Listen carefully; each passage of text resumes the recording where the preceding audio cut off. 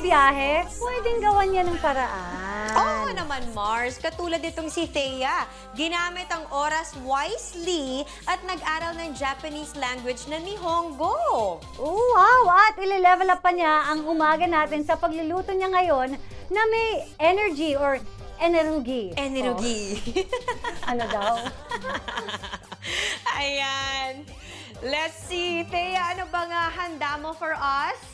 Konnichiwa! 今日はポテトサラダを作りましょう。必要な材料はポテト、マヨネーズ、砂糖, para naman sweet ang ating buhay. Yude, tamago, ninjin. Itong ninjin natin ay na-blanch ko na. Kom to kyuri o yoishite kudasai. 一つ目、ポテトを柔らかくなるまで塩水で茹でる。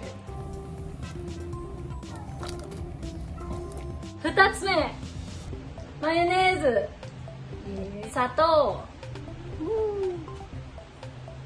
茹で卵を混ぜる。最後にポテトと人参ときゅうりを一緒に混ぜて潰す。ごめん、忘れちゃった。コーンも一緒に混ぜて潰す。じゃーん。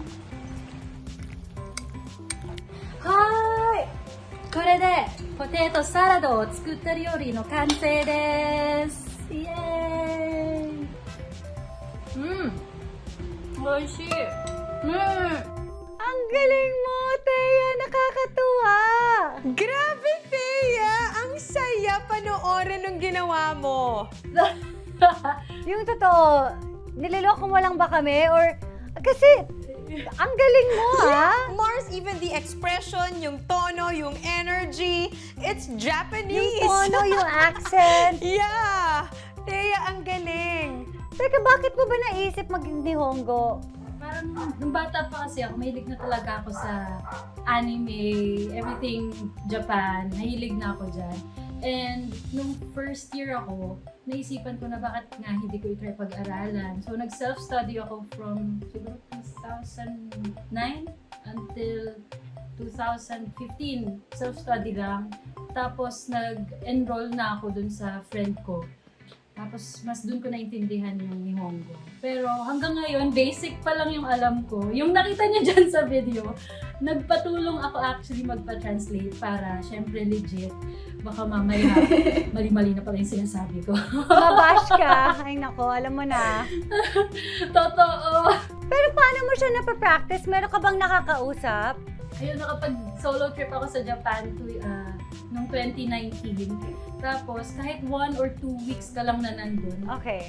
kahit may konting alam ka, parang mapupush mo yung sarili mo na magsalita talaga in Nihonggo. Kasi konti lang yung nag-i-English, so matututo ka. So parang nagkaroon ako ng interaction with people, tapos dire-diretso nagja-Japanese kami. Tapos pag hindi kami nagkakaintindihan, meron kaming app. Pero ang galing, naintindihan nila ako.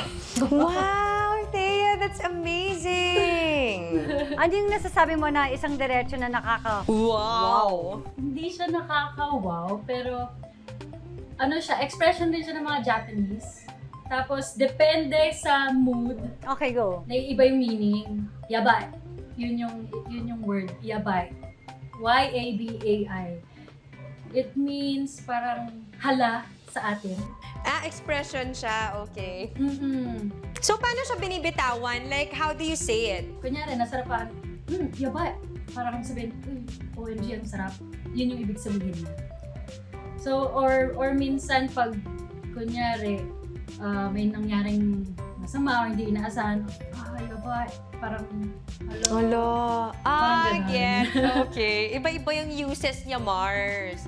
Ikaw, Kelly, since you joined mga international pageants, did you ever have to, or did you ever feel the need to speak another language or to learn another language? Actually, yung international pageant ko sa Egypt, diba, they speak Arabic there. And since lumaki po ako sa Dubai, growing up, it was compulsory po to learn Arabic so I learned for mga 9 or 10 years growing up.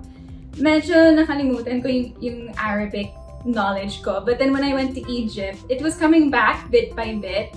So that was actually quite helpful, and then medyo na-impressed din po yung organizers dun sa Egypt that I knew how to converse. Very basic lang, pero I was able din to read some of their papers or some things in Arabic. So na-impressed kasi they were like, aren't you from the Philippines? Wow, interesting! May tinatago rin pala itong si ang ating Mars Kelly, Mars. Correct, di ba? Tingnan mo, pareho silang cat lovers, Mars. Tapos pareho din silang merong isa pang lengguwahe na alam. Dami yung things in common, mga Mars.